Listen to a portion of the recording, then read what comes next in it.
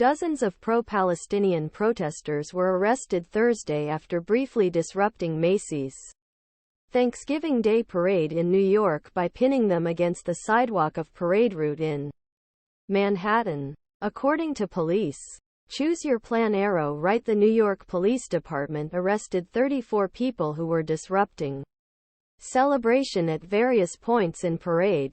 Some of them, including words "Free Palestine" spray-painted on columns of New York Public Library's main branch near Bryant Park. A police spokesman told The Washington Post, according to officials, some of the arrested pro-Palestinian protesters demonstrating in response to the war between Israel and Hamas in Gaza had jumped barricades and stuck themselves on 6th Avenue.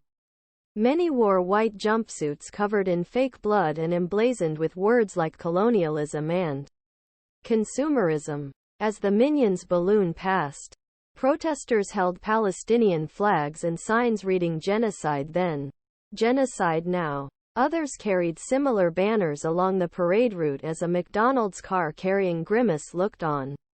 Near West 55th Street, hundreds of people in the crowd raised Palestinian flags and chanted slogans JXLX4FYDVX.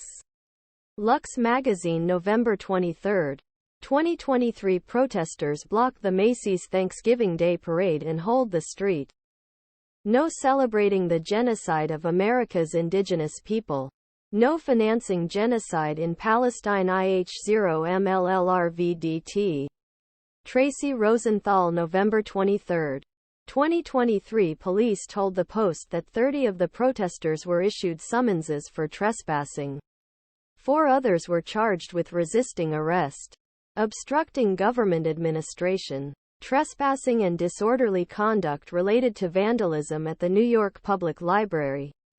The NYPD identified the 4 arrested as Jay Waxse, 34, Washington, D.C., Natalia Scollo, 29, Lindenhurst, NY, Sarah Al-Azawi, 26, New York, and Alvin Dan, 32, Staten Island. A police spokesman said he was unsure whether 4 men arrested for spray painting the front of library were still in custody as of Friday morning, and it was unclear whether they had lawyers.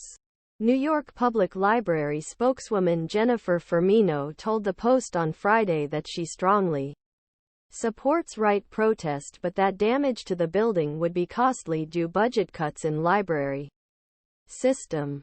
On Thanksgiving Day, individuals participating in protest engaged in a shameful act of vandalism on the library's flagship Stephen A. Schwarzman building, space dedicated to the open exchange of ideas and intellectual debate, Fermino said.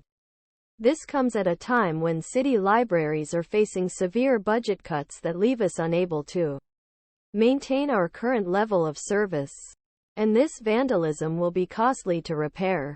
The arrests New York came as a pause fighting Gaza came into effect on Friday, as aid trucks entered the Palestinian enclave and people southern Gaza dared to take to the streets.